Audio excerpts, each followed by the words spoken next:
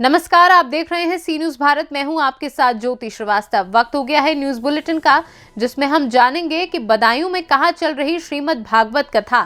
चतरा के सदर अस्पताल में इलाज के दौरान जच्चा बच्चा के साथ ऐसा क्या हुआ कि सदर अस्पताल की स्वास्थ्य सेवाओं पर उठ रहे सवाल, और संभल में पुलिस मुठभेड़ में कितने शातिर बदमाश हुए गिरफ्तार। इन तमाम खबरों को जानेंगे विस्तार से, तो आइए नजर डालते हैं इस वक्त की बड़ी खबरों पे। जिले के थाना वजीरगंज क्षेत्र के ग्राम पीपरिया में चल रही श्रीमद् भागवत कथा। बताते चले कि महाशिव शक्ति सेवा आश्रम पर आचार्य लोकेश कुमार गोस्वामी ने बड़े ही प्रेम भाव के साथ कथा सुनाई एवं गांव की महिलाओं ने बड़े ही ध्यान से भागवत कथा को सुना। इस मौके पर सभी ग्रामवासी मौजूद रहे। बदायूं से सी न्यूज संवाददाता चंद्रकांत की रिपोर्ट। बदायूं जिले के थाना वजीरगंज क्षेत्र के ग्राम पंचायत रहेडिया में अवैध तरीके से नाला निर्माण का काम चल रहा है। आपको बता दें कि ग्राम पंचायत रहेडिया में पुरानी ईंट और घटिया सामग्री का प्रयोग करते हुए नाले का निर्माण किया जा रहा है। इस घटिया निर्माण का कार्य ग्राम प्रधान और सचिव की सांठगांठ से किया जा रहा है। वहीं प्रशासनिक अधिकारी इस मामले पर चुप्पी साधे बैठे हुए हैं। बदायूं से सी न्यूज संवाददाता चंद्रकांत की रिपोर्ट। चतरा जिले के इकलौते सदर अस्पताल की स्वास्थ्य व्यवस्था पूरी तरह से चरमरा गई है। सदर अस्पताल की सड़ी हुई व्यवस्था की भेंट एक 27 वर्षीय महिला और उसका अजन्मा बच्चा चढ़ चुका है। दरअसल सदर थाना क्षेत्र के रक्सी गांव निवासिनी नीतू कुमारी को उसके परिजन प्रसव पीड़ा के बाद प्रसव कराने के लिए सदर अस्पताल लाए थे। सदर अस्पताल में वह 3 घंटे तक भर्ती रही। इन 3 घंटों में ना तो उसकी नॉर्मल डिलीवरी कराई गई और ना ही सिजेरियन किया गया, और फिर इस दौरान उसकी मौत हो गई। नीतू की मौत के बाद अस्पताल प्रबंधन के हाथ पांव फूलने लगे। अस्पताल प्रबंधन ने मामले से छुटकारा पाने के लिए आनन फानन में एम्बुलेंस बुलाकर गुपचुप तरीके से महिला के शव को उसके घर भेज दिया। मृतका के परिजनों का आरोप है कि प्रसव पीड़ा से छटपटाती नीतू की मौत सदर अस्पताल में हो गई। परिजनों ने सदर अस्पताल के चिकित्सक और कर्मियों पर इलाज में लापरवाही बरतने का आरोप लगाया है। परिजनों का कहना है कि यदि चिकित्सकों द्वारा समय से इलाज शुरू किया गया होता तो शायद जच्चा बच्चा की मौत ना होती। मेरा बेटी थी तो दूसरा पैर पे दर्द उठा। हम लोग 8 बजे लेके गए तो उठा गए तो उठा ने आधा 1 घंटा रखी, कह दिए कि हाँ बच्चा होगा। तो हम लोग आश्रय में रह गए। तो वहाँ से 1 घंटा रह के फिर कह दिया चतरा गई। चतरा ने भी पेशेंट के भी देखे, कह दिए कि बच्चा ठीक है, होगा 1 घंटा के बाद में। अब हम लोग आशा देख रहे हैं कि अब बच्चा होगा, अब होगा। अब इन लोग न कुछ बता रहे हैं न कुछ कह रहे हैं। अब एक बैग और कह रहे हैं कि हो जाएगा। हम लोग पूछते हैं कि का दे है दीदी, तो हो जाएगा। अब एक बैग कह दिए कि नहीं से बच्चा, इसको पेट ने खराब हो गया है, तो नहीं बच्चा है, शरीर में ये खून भी नहीं है। तो ये बात वो आगे बोल देते हैं कि इसको शरीर में खून नहीं है, बच्चा पेट में भी नहीं है। तो हम लोग आगे कुछ तो अपना सोचते नहीं। हम लोग तो गरीब आदमी थे और हम लोग के उतना बुद्धि भी नहीं थे, तो उन लोग तो बताते हैं। और बाद में फिर हम बोलो से बैठा के घर लेके जा, तो घरे फिर हम लोग को उतना अकिल बुद्धि नहीं थे, हम लोग घरे चला। अब डॉक्टर के लापरवाही है चाहे नर्स के लापरवाही है, ज्यादा तो नर्स के लापरवाही है। डॉक्टर तो अपना जगह पर रहता है, नर्स में बयान कोई देगा तब न। रक्सी गांव के एक महिला जो डिलीवरी पेशेंट थी नीतू देवी, जिसका पेट में दर्द हो जाने के कारण डिलीवरी के लिए स्वास्थ्य केंद्र उट्टा ले जाया गया, जहां पर चिकित्सकों ने बेहतर इलाज के लिए सदर अस्पताल रेफर किया। वहां पर जाने के बाद इलाज 4 घंटा रखा गया और सही उपचार नहीं होने के कारण जच्चा और बच्चा दोनों की मृत्यु हो जाती है। उसके बाद हॉस्पिटल प्रबंधन के द्वारा आनन फानन में एम्बुलेंस दे करके इन लोगों को जबरन घर भेज दिया जाता है। और यहाँ पर आने के बाद सब ग्रामीणों का पता चला कि हमारे यहाँ का एक महिला डेथ कर गई है, जो कि डिलीवरी पेशेंट थी, जिसका जानकारी पे हम सभी ग्रामवासी उपस्थित हुए। जैसे प्रबंधन को तो पोस्टमार्टम कराने, अपने नौकरी और ड्यूटी बचाने के क्रम के लिए इन लोगों को भेज दिया गया, और एक गरीब महिला सोच करके, एक हरिजन सोच करके इन लोगों को घर भेज दिया गया, ताकि इन लोग आवाज अपना नहीं उठा सके, मुखर नहीं है, इसलिए इन लोगों को घर भेज दिया गया। चतरा से सी न्यूज संवाददाता लकी की रिपोर्ट। चतरा जिले के सिमरिया प्रखंड के कई गांव में देर रात 1 दर्जन हाथियों के झुंड ने जमकर उत्पात मचाया। हाथियों का झुंड अचानक घरों में तोड़फोड़ करने लगा। तभी ग्रामीणों की नींद खुली और जान बचाते हुए बाहर भागे। इस दौरान हाथियों के घरों में तोड़फोड़ की और फसलों को भी नुकसान पहुंचाया गया। इसके साथ ही मकान में रखे अनाज को तहस नहस कर बर्बाद कर दिया। बताया जा रहा है कि पिछले 20 दिनों से इलाके में हाथियों का आतंक जारी है। जंगली हाथी वन्य क्षेत्र में बसे लोगों के घर लगातार तोड़ रहे हैं और फसलों को भी बर्बाद कर रहे हैं। हाथियों ने मुनेश्वर साहब और बुटन उराव का खपरेल पर क्षतिग्रस्त कर दिया है, जबकि उनके खेत में लगी गाजर, टमाटर और आलू की फसलों को भी बर्बाद किया है।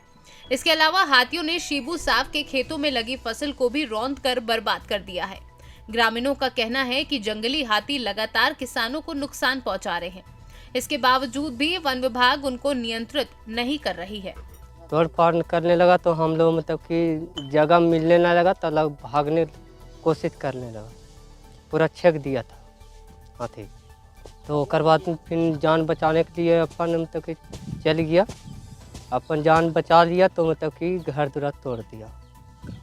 क्या क्या नुकसान हुआ? वो आलू खा गया, चावल खा गया और फिर घर तोड़ दिया। रात में हाथी आया था से घर तोड़ने लगा और हम लोग के भागने पड़ा। फिर भाग के फिर हम लोग दूसरा गांव चल गया, वहाँ बलथरा बोलता है, वहाँ भी चल गया। फिर वहाँ भी छेक दिया। फिर सब फिर हानि किया थी। आलू चावल उवल जितना था उस सब खाया। और हम लोग के रहने के लिए दीजिए देगा तभी न। सरकार बोला यहाँ कि नहीं आप लोग तो ध्यान नहीं देते हैं। हम बोले कि कैसे नहीं ध्यान देते हैं, 1 किलो आधा किलो मिर्चा पहुँचा रखते हैं तो कम मिर्चा से होगा से के, तो आप लोग तो डरा कर रहते हैं से बोलता है। कौन बोला ये बात? वो अथी सिपाही। क्या मांग करते हैं सरकार से? सरकार से क्या मांगते, हम लोग के जितना नुकसान किया है वो सब हम लोग के दीजिए। सिमरिया में हाथी का आतंक है सर, कई घरों और फसलों को नुकसान कर रही है। इसके लिए वन विभाग द्वारा क्या उपाय है सर बचाव के लिए? देखिए ऐसा है कि वह हम लोग का हाथी का कॉरिडोर है, उसी में हाथी आता जाता है और हाथी आने जाने का कॉरिडोर में उसमें कहीं छेड़छाड़ होता है, कहीं बनपट्टा मिल जाता है, कहीं अगल बगल में वहाँ सीसीएल खदान खुल जाते हैं। तो जो उसका अगल जो आने जाने का रास्ता है, जिसके चलते उसके साथ छेड़छाड़ होने के चलते थोड़ा हाथी अगल बगल के गाँव में भटक जाता है। अभी इस तरह का कोई आतंक नहीं है, क्योंकि वहाँ उसका वास है, हैबिटेशन वहीं है, वहीं रहता है। तो चूँकि उसके साथ कुछ छेड़छाड़ हुआ है जिसके चलते भटकता है, लेकिन हम लोग प्रयास किए हैं ग्रामीणों को समझाने बुझाने का और उसको हाथी से बचाव का जागरूकता अभियान चला रहे हैं।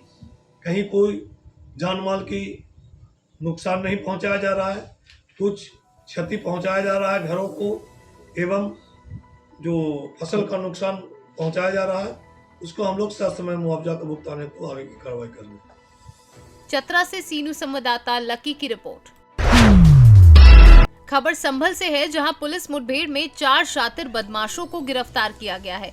संभल पुलिस अधीक्षक के कुशल निर्देशन में थाना असमौली पुलिस ने मुठभेड़ में 4 शातिर बदमाशों को अवैध हथियार, 1 पिकअप गाड़ी और 3 काले पशुओं के साथ गिरफ्तार किया है।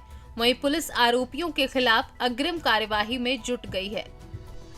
ये थाना असमौली क्षेत्र में सैदपुर जसकोली गांव के पास में ये अंदर की एक रोड जाती है। यहाँ पर पुलिस को ये सूचना मिली थी कि हमारे यहाँ इस क्षेत्र में कई सारी भैंसों की चोरी नकब लगाकर और अन्य प्रकार से की जा रही है। इसमें आज जब पुलिस की टीम के द्वारा इनको घेराबंदी की गई तो इनके द्वारा पुलिस टीम पर फायरिंग की गई। जवाबी फायरिंग में 2 जो बदमाश हैं ये घायल हुए हैं, इनके पैर में गोली लगी है। इनमें से एक का नाम इकराम उर्फ कलुआ है और दूसरे का नाम मोहम्मद उमर है। ये मदाला असमौली और एक रुकनुद्दीन सराय का रहने वाला है। इनके 2 अन्य साथी भी यहाँ से गिरफ्तार किए गए हैं कॉम्बिंग के दौरान। उन दोनों को अभी पकड़ के थाने पर भेजा गया है, उनसे पूछताछ विस्तृत रूप से की जा रही है। एक इनका साथी अभी फरार है। साथ में एक पिकअप में लदी हुई 2 भैंसें और एक भैंस का बच्चा ये बरामद हुए हैं। इनके पास से 2 अवैध शस्त्र भी बरामद हुए हैं और कुछ खाली खोखे और कारतूस इत्यादि बरामद किया गया है। पुलिस के द्वारा इसकी विस्तृत जांच पड़ताल की जा रही है। इस तरह के जो भी चोर या इस तरह के नकबजन हैं उन लोगों के विरुद्ध संभल पुलिस का लगातार ये अभियान जारी रहेगा। इस टीम को जिसने अभी इसको मुठभेड़ में इन लोगों को पकड़ा है, इनको 25,000 रुपये की इनाम की घोषणा की जाती है। साथ में ये जो गिरफ्तार हैं इन दोनों 4 लोग गिरफ्तार हो चुके हैं। इसके साथ में एक पुलिस के जवान के भी गोली लगी है और वो भी घायल है। उसको अस्पताल में इलाज के लिए भर्ती कराया गया है। बाकी विधिक कार्यवाही प्रचलित है, आगे जानकारी दी जाएगी। संभल से सीनू संवाददाता LK भारद्वाज की रिपोर्ट। खबर भिंड से है, जहां शहर में बेखौफ बदमाशों ने रेडीमेड कपड़े की दुकान पर जमकर मारपीट की। मारपीट करते हुए बदमाशों ने दुकान संचालक सहित कर्मचारियों को भी जमकर पीटा। दरअसल कोतवाली थाना क्षेत्र की एक रेडीमेड कपड़े की दुकान पर कपड़ा खरीदने के दौरान रेट कम करने को लेकर ग्राहक और दुकानदार के बीच विवाद हो गया, जिसके बाद 2 नकाबपोश सहित 4 बदमाशों ने दुकान में घुस लाठी डंडों से मारपीट शुरू कर दी। ये पूरी घटना दुकान में लगे CCTV कैमरे में कैद हो गई। इसकी सूचना पुलिस को दी गई, जिसके बाद पुलिस CCTV फुटेज के आधार पर बदमाशों की तलाश में जुट गई है। भिंड से सीनू संवाददाता विनोद शर्मा की रिपोर्ट। खबर एटा से है, जहां इमिलिया आंदोलन के लिए भारतीय किसान यूनियन भानु के प्रदेश अध्यक्ष योगेश प्रताप सिंह ने विभिन्न गांवों का दौरा किया। दरअसल 11 फरवरी को होने वाले आंदोलन को लेकर भारतीय किसान यूनियन भानु के प्रदेश अध्यक्ष Yogesh Pratap Singh door to door किसानों से जनसंपर्क कर रहे हैं। वहीं योगेश प्रताप सिंह के निर्देश पर इस संगठन के कार्यकर्ता हर जिले में जनसंपर्क अभियान चलाकर किसानों को अपने साथ आने का आह्वान कर रहे हैं। आपको बता दें कि 11 फरवरी से भारतीय किसान यूनियन भानु अपनी मांगों को मनवाने के लिए अनिश्चितकालीन आंदोलन करने जा रही है, जिसको लेकर किसानों से जनसंपर्क किया जा रहा है। एटा से सीनू संवाददाता लखन यादव की रिपोर्ट। महोबा के कुलपहाड़ कोतवाली इलाके के खोनारिया गांव में पुरानी रंजिश के चलते खेत की रखवाली कर रहे किसान की कुल्हाड़ी से गर्दन काटकर हत्या कर दी गई, जिसकी सूचना से इलाके में हड़कंप मच गया है। पुलिस से बेखौफ 5 सशस्त्र बदमाश सनसनीखेज हत्याकांड के बाद मौके से फरार हो गए। बुजुर्ग की मौत से परिजनों में कोहराम मच गया है। वहीं घटना की सूचना मिलते ही पुलिस महकमे में भी हड़कंप मच गया है। फिलहाल पुलिस आला अधिकारियों ने मौके पर पहुंचकर शव का पंचनामा कर मामले की जांच शुरू कर दी है। भैया मनोज यादव कहाँ के निवासी हो? खोनरिया। क्या घटना हो गई है? यहाँ पिताजी को मार गए, 5 घाव लगे कुल्हाड़ी के घाटी में। आप कहाँ थे पिताजी जब ये? हार में रखा रहे थे पिसिया। कैसे सूचना मिली आपको? छोटा भाई आया देखने के लिए तो बताया उसने कि पापा को कोई मार गया। अच्छा, उसके बाद आपने पुलिस को सूचना दी? हाँ जी। पुलिस मौके पे पहुंच गई है? नहीं आ रही। हाँ पहुंच गई है ना पुलिस मौके पे? हाँ। क्या लग रहा है, कैसे हुआ ये सब?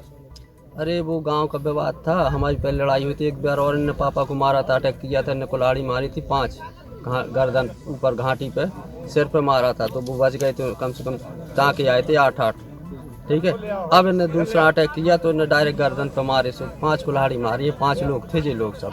क्या चाहते हैं? हम इनको चाहते जेल जाए। कहा है? पिताजी का क्या नाम था? लाल सिंह यादव। मैडम जी क्या घटना हो गई है खोनरिया में? ये कुलपहाड़ थाने के अंतर्गत ये खोनरिया गांव में आज सुबह सूचना प्राप्त हुई है कि लाल सिंह करके एक 52 वर्षीय व्यक्ति की हत्या कर दी गई है। उसके पुत्र ने ये सूचना दी है। इस सूचना पर हम सभी अधिकारीगण यहाँ मौके पर आए हैं। मृतक के पुत्र से बात की गई है। जिस तरह की तहरीर मिलेगी तदनुसार साक्ष्य के आधार पर अग्रिम कार्रवाई की जाएगी। क्या लग रहा है मैडम? नहीं, अभी उनके पुत्र जो हैं कुछ लोगों पर गाँव के ही कोई भूमि संबंधी इनका विवाद था, उनको एलिगेट कर रहे हैं। लेकिन अभी जो भी तहरीर प्राप्त होगी और अग्रिम जो सभी साक्ष्य संकलन हम लोगों के द्वारा किए जाएंगे उसके आधार पर अग्रिम कार्रवाई होगी। महोबा से सीनू संवाददाता राहुल कश्यप की रिपोर्ट। खबर रायसेन से है, जहां अवैध तरीके से चल रही गौरा रेत खदान पर बाड़ी नायब तहसीलदार अवधेश यादव ने कार्यवाही की है। बता दें कि 3 ट्रैक्टर ट्रॉली जब्त की गई है। भारकच थाने लाए खनिज विभाग को ये पूरी जानकारी दी गई है। तहसीलदार के द्वारा मुझे सूचना मिली थी कि वहाँ पर इस तरह की उन्होंने कुछ कार्रवाई कर रहे हैं। मेरी उनसे दूरभाष पर बात हुई है और उन्होंने बताया कि मौके पर पुलिस के भी कुछ लोग हैं और ग्राम के आसपास के पटवारी और चौकीदार भी मौजूद हैं और कितनी मात्रा है क्या है ये उनसे संपूर्ण जब कार्रवाई समाप्त होगी उसके बाद ही हमें जो प्रतिवेदन देंगे उसके बाद हम आपको अवगत करा सकेंगे। रायसेन से सीनू संवाददाता अरशद मसूद की रिपोर्ट। सुअर पशुपालकों को मृत सुअरों का मुआवजा दिलाए जाने के साथ साथ पशु चिकित्सा विभाग के प्रमुखों के खिलाफ कार्यवाही किए जाने को लेकर रीवा में संयुक्त किसान मोर्चा की अगुवाई पर बसोर समाज का कलेक्ट्रेट रीवा के समक्ष महापड़ाव 119वें दिन जारी रहा। मोर्चा के संयोजक शिव सिंह ने कहा कि शिवराज सरकार चुनाव नजदीक आते ही मतदाताओं को रिझाने के लिए तरह तरह की घोषणाएं कर रही है, लेकिन उसको गरीब आंदोलनकारियों की पीड़ा सुनाई नहीं दे रही, जिसका खामियाजा चुनाव में भुगतना पड़ेगा। महापड़ाव में समाज के प्रमुख प्रदीप बसोर, शकोचिल बसोर, सरजू बसोर, राजा राम बसोर, राजेश बसोर व अन्य लोग उपस्थित रहे। आज बसोर समाज के आंदोलन का 119 दिन हो गए, लेकिन आज तक शासन प्रशासन का कोई भी व्यक्ति यहाँ बसोरों का हाल जानने नहीं आया। ये भाजपा की सरकार बोलती है कि हम गरीब और जो बहुत दबे कुचे लोग हैं उनके लिए काम करते हैं, लेकिन आज हम लोग ये समाज के अंतिम छोर के लोग हैं, लेकिन आज तक कोई भी भाजपा विधायक मंत्री कोई भी आज तक हम लोगों की जानकारी या पूछने नहीं आया कि आप लोग यहाँ क्यों बैठे। और हम लोग विकास यात्रा ये लोग चालू करने वाले हैं, तो हम लोग यहाँ इनकी अहंकार का घड़ा बांधेंगे। रीवा से सीनू संवाददाता अर्जुन तिवारी की रिपोर्ट। फिलहाल इस बुलेटिन में बस इतना ही। देश दुनिया की बाकी खबरों के लिए आप देखते रहिए सी न्यूज़ भारत।